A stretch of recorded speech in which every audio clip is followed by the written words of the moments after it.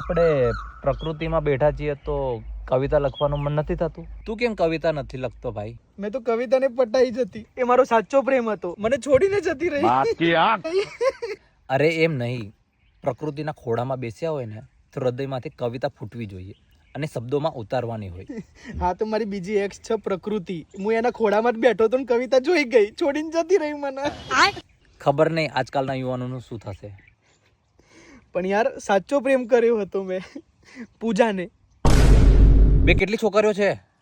આવું ના બોલ યાર, મેં દિલથી પ્રેમ કર્યો હતો 13 છોકરીઓને.